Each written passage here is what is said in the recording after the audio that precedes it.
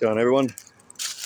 So it just hit over 240 hours, heading towards 250 hours on my 2023 model Rhino XN18 Pro, and had it parked there for a few days, and time for a little bit of maintenance.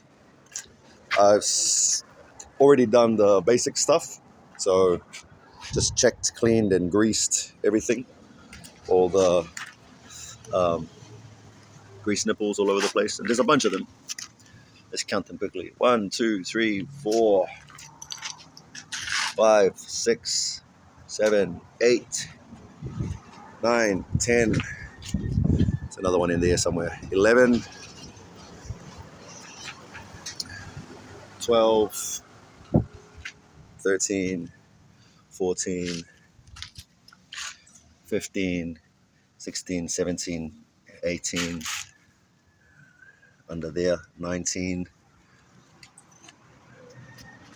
Coming around. These are the standard grease nipples. 20 in there, 21.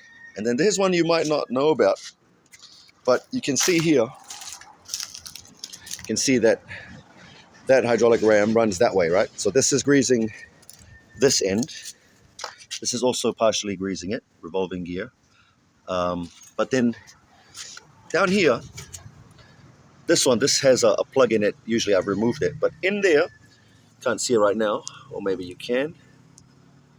Nah, probably can't see it, but in there, there's a grease nipple for the other end of that hydraulic ram, and that controls the swing boom. So I don't use that very often, so I don't need to grease it very much, but if you're looking for it, pop this identical rubber thing out, just pop it out, and you can just put your flexible grease hose in there, grease it. So we're up to 21, I believe. Here's another couple under there. You can see that one there. There's one on this side, one on the other side. So it's 22, 23. And under here, there's one that greases the slew bearings. The slew is the the motor that pivots the machine all the way around. Where is it? I'll find it for you. There it is. Right there. And it's only in one spot. And the way that works is you grease it, then you twist the machine 90 degrees, grease it again, another 90, grease it again, back to the start, grease it again. So 3 or 4 greasings on that. There's the other one. So those two, on this side and the other side, that's for the expandable and retractable tracks. And that's the extent of all the grease nipples. Sorry, I lied to you. There's one more here, top, and there, bottom of the ram. It's the only different fittings on this machine. Those are needle nose grease points. I think it's because you can replace them if you want to. It just screws out and pop in a normal zerk. But I think it's because it's in an area with the thumb operating. So that's the ram that controls the hydraulic thumb. But it's sort of in an area that could get caught with branches and rubbish and stuff. So they made those needles for some reason. Yeah, so that's the greasing stage. Just done that yesterday, actually. And now I'm moving on to a few other things. So what are we moving on to? Or what did we also do? I drained and refilled the drive motor's gear oil. As you can see, this is the one I did most recently. So this spins as you drive forward or backwards, driving the sprocket, and this also spins. So you want to position your machine so that the drain is at the bottom and the level is at the top. Bigger machines have a third bolt screw that you can undo, which would be the fill. On the smaller machines, they only have 2. So you undo the drain it out, undo the level to get it drained faster, pop a little bit more in here. I just used a funnel and a narrow hose, and so you get everything out, pushes everything out. Then you close this up and you top that up slowly until it runs out of the top. Then you know you're at the right level, and you repeat and do the same for the other side. on my maintenance manual for this rhinoceros. It said to do that every 250 hours, which we're just coming up on. So we've just done both of those. You may notice these dark oily streaks around the machine, all on here, which doesn't make it look so great, makes it look a bit dirty. Well, that's actually a trick I learned from my mate, the other professional operator. And what it is waste oil. So you can just, I was just painting it on, but you can also get if you have a powerful or decent pump, you can pump and spray it on. And basically any sort of moving parts or exposed bits that you want to keep longer lasting and from rusting and stuff. So all on the gears, I'm about to paint that soon. All on the top, on the inner workings and things. Just paint all your waste oil. Helps protect all the metal, much longer lasting. And you can see I've put a bunch of it. See these exposed bits, got a little bit of surface rust, so I didn't feel like grinding it down, but I just painted all this with a bit of waste oil, and doesn't look great, but add a bunch more years onto the life of this thing over here. Probably should have started painting it with the oil a lot earlier, but maybe a year or two ago. There's the other side. All right, moving on. Now, I have changed the oil, the engine oil. So under the seat, right, there's a lever here. You just push that forward. The seat swings upwards, and then there's a plate on here, bolts it on. There it is. Undo 1, 2, 3, 4 bolts, sorry. Get access to here. There's the top of the engine. So that's for refilling engine oil. So I've done that a little while back. I'm just running it through for you. Drainage under here. Very nice and simple. There's the big drainage bolt. So you undo that, undo the top, catch your oil down here. Easy access, drain it all out. And there's the top of the engine. Kubota. Fantastic engine, D902. Diesel. There's the oil filter. So I've replaced that already. So you want to do that, obviously, at the same time you drain all the oil, replace the filter, and then top up the oil. Today, though, what I'm doing, also, if you're not aware, this is the main access, right? Lockable. Swings open. Safety lock here if you need it. This wing nut, you loosen it, then it just hinges upwards. See that? Then this is now accessible, this arm, but you got to come back this side. This is in the way. So this is designed, hinge that upwards, and this is one of the hydraulic filters, easy access. But now that that's out of the way, this can also hinge open after undoing that wing nut. Boom. Hinges there. Now you got access to the battery, everything to do with the battery. Also a side view of the radiator in there. You can see I've put a bunch of oil painted on here. Also the underside of your controls. This whole floor panel pops up as well for access to more of the hydraulic cables and connections, hydraulic connections under there, or leads connecting to these different controls. So yeah, awesome design. But today what I'm working on is that. What's that, you ask? That is the fuel filter. So I'm replacing that today. Genuine Kubota fuel filter going in. Same thing, recommend to do it about 250 hours. So we're coming up on that. We're about to do it. As you can see, after moving the seat, taking out this plate, easy access, and I did not even need to use that. It was just firm hand tight, and I've loosened it already. You can see here, yeah, it's already twisting. So it's about ready to come off, and I'm about to change that one with this one.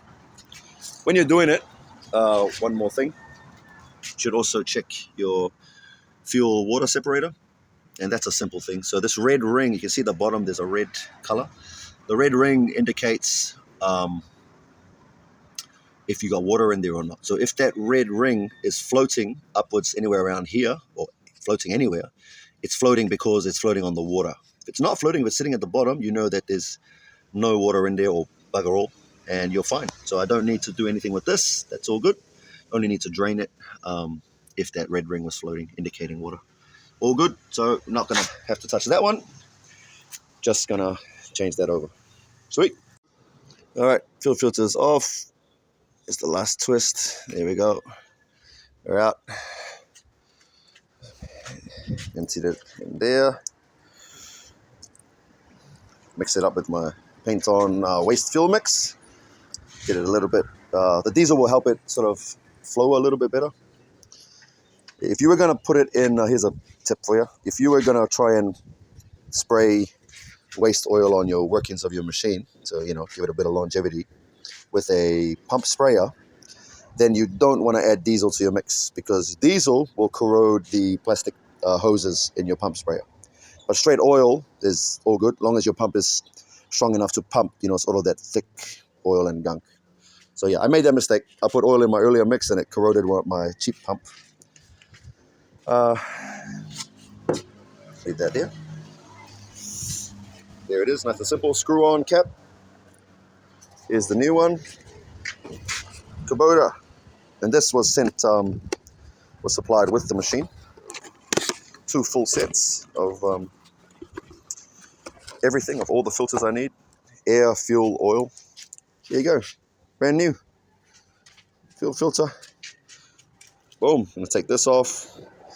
Put it straight on there. And we're good to go. Even got instructions in Japanese and English. Caution, apply a thin film of fuel to the surface of the gasket. So just like if you were changing an oil filter, same thing. You put a little bit of, well, in this case it's diesel. It's a diesel filter. So we're going to put a little bit of diesel around the edge of that gasket. Make it a bit smoother, repair itself. So if you're doing an oil filter, you put a little bit of your engine oil around the same gasket in the oil filter. Oil for the oil filter, diesel for the diesel filter, and so on and so forth. But yeah, look how handy this is. Before screen on, do that. Tighten enough by one hand, so just hand tight. Start engine and check for fuel leakage. Replace fuel filter every 400 hours.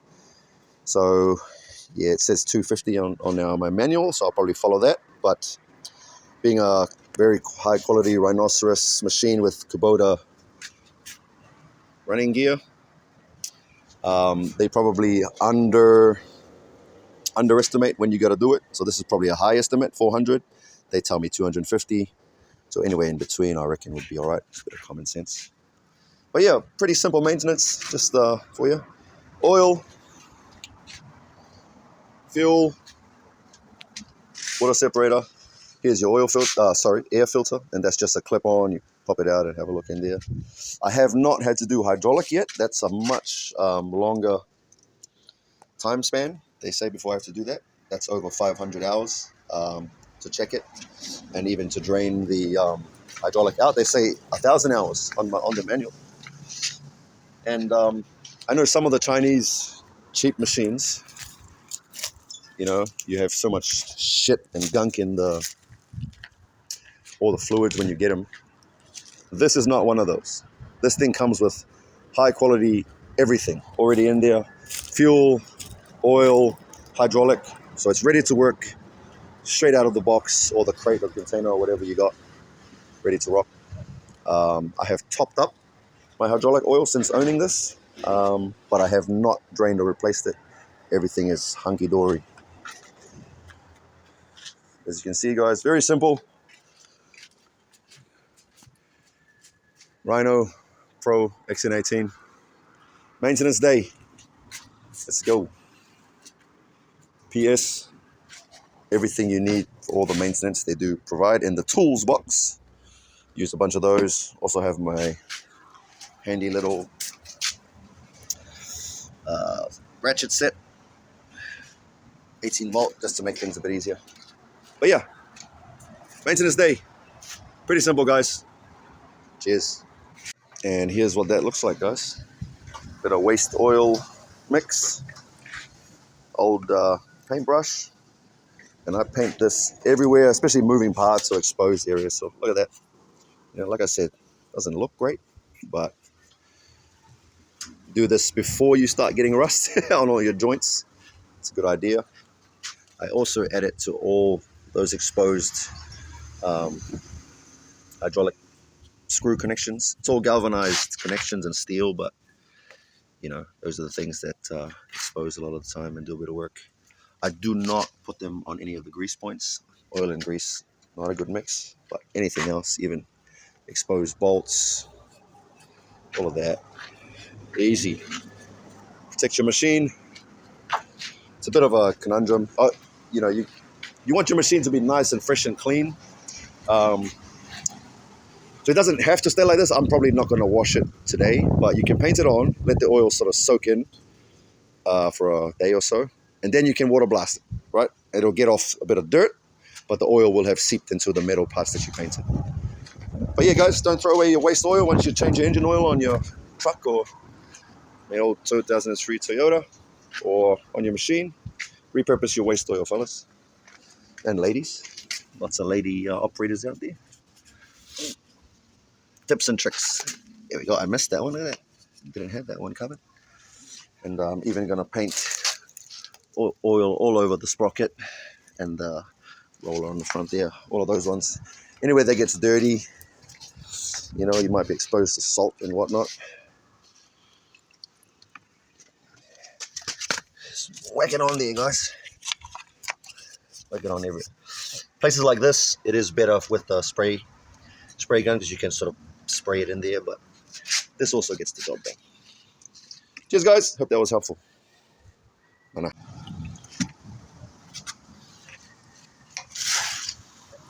Anywhere you're going to get exposed or, you know, metal on metal, especially while your buckets are not being used, paint it on all the connections.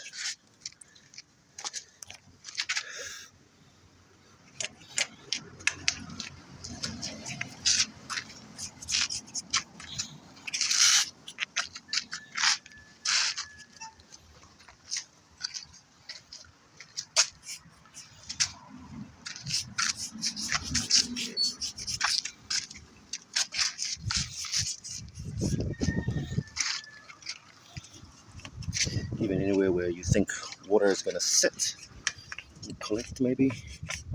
Chuck it in there, guys.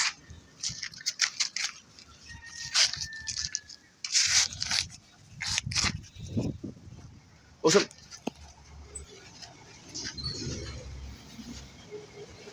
Maintenance day. Boom, baby. Okay, guys. Got the new filter on. And just tightening it up. Oh, wrong way.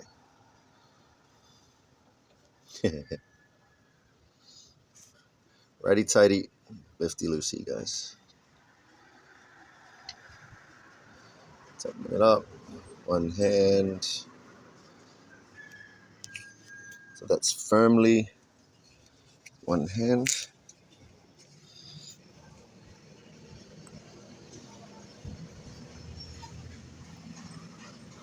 Awesome. They said start it up, check for leaks. So I'm going to do that next. All right, just double check that. Hand tight, all good. Nice and snug. New fuel filter. This whole time while I was changing that and operating, I had my battery cutoff off. Down is off. Now it's in operation. And here's the keys. Keys are ready. Ignition. So it does like a little preheat. Wait for the battery. There we go. Fuel goes up. Gauge works. And we're ready to start. Let's go. Oh. Rookie mistake. I had this down out of the way. And it will not start if your hydraulic shutoff is on. So back here. Here we go.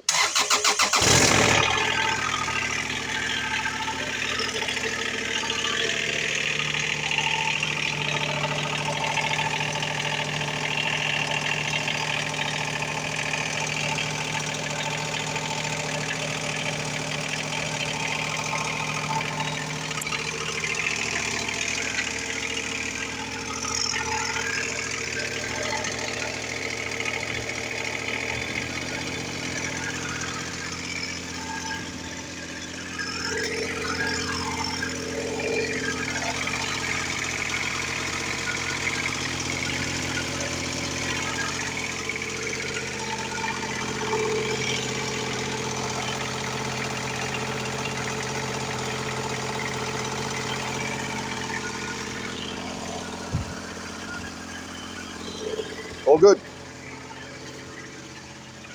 Maintenance, up to date.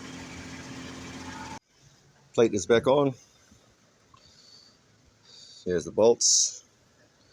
Oh, big screws, I suppose you could call them.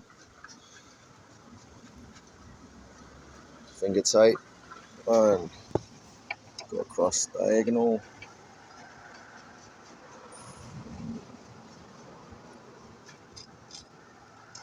Finger tight.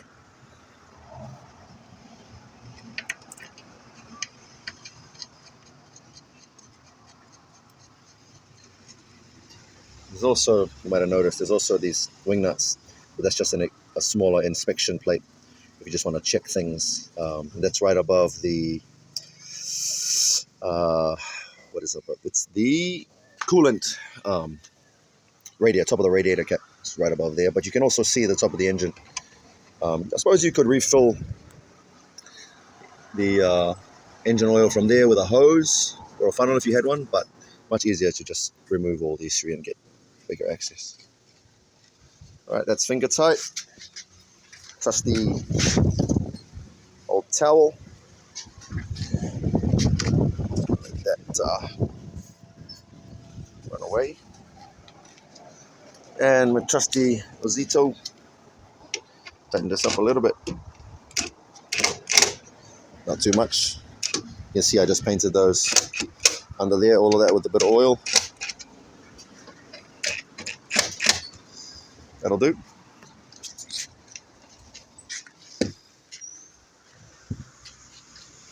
All good. Oh.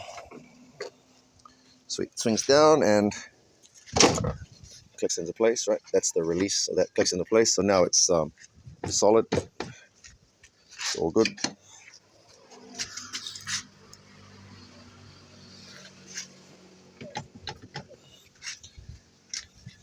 Done, guys. Matt going back on here. The new machines, 2025 and 2026 machines, have this awesome brand new design bucket seat on here. And I want one of those. So I'm looking forward to I've got a new, I'm upgrading from a beauty old 1.8 shortly, Rhino 1.8. I'm upgrading to the Rhinoceros Rhino XN18 2.2 ton. For those of you who don't know, or might be curious, the XN18 Pro, which has the hydraulic thumb, expandable tracks, as well as diesel Kubota D902 engine, Taifeng hydraulic pump. On the XN22, which I'm upgrading to shortly, within the next few weeks on the way, XN22 it's running the 1105 motor and a higher capacity hydraulic pump. Bit bigger, bit heavier, bit more reach. Also have the hydraulic, the boom ram mounted on the back of my new machine, which I don't really need, doesn't bother me. I've got a decent amount of operating experience now, so I don't curl enough to hit that anymore. But as a newbie, that at the back is a good idea until you get used to operating and you don't bash it anymore. Even good operators forget sometimes. It's a decent bash plate in there, but you can see it has been required because there's been a bit of curling. Another question, I'm not sure everybody knows, but out of the factory, if you don't have a quick hitch on there, if you just have the bucket mounted directly onto those pins, then it's actually designed, the physics of it, even at full curl, it will not touch that. But as soon as you add this, whatever that is, 200 millimeters of quick hitch, the physics goes out the window, and now this bucket, or even larger, longer buckets like this one, or let's say a tilt bucket, absolutely contacts that. So if that was on the back, just saves you a bunch of worrying. You can just get on with your job. Just FYI, guys, if you're looking for specs to change or thinking about changing your specs out of the factory or pre-orders from your dealer, that to the rear is a good idea. It doesn't make a great amount of difference on this type of quality level machine, like a Rhinoceros. The physics of it, in the front, you get a little bit more lifting up capacity because it's angled here in front. A little bit more, like a few, let's say 100 kilos, just round figures. Don't quote me on that. But in this configuration, you have slightly less downward penetration digging force. This ram mounted at the back, because it's at the back, the physics of it, you actually have stronger downward digging penetration force. The trade-off at the back is slightly less lifting force with the rear mounted boom, slightly, not much. But for myself, I considered it, and I do a hell of a lot more digging than I do lifting. So that is a fair, an acceptable trade-off for me, for my new incoming machine, that I want to have that for safety and, worry reasons, have that out of the way. And I suppose on a bigger machine, bigger engine, bigger hydraulic, it's not going to make much bloody difference anyway. I've lifted like half a ton rocks on this bloody thing. Close, but still, it did it, moved them around. On a 2.2, I expect that to do easily the same, quite a bit more, and with that out of the way. So it's a good trade-off, guys, for anyone considering their own machine. This is the standard configuration, and they're moving more and more towards mounting that at the back for people. And in my opinion, it's a good idea. All right, Rhino XN18 signing off, guys.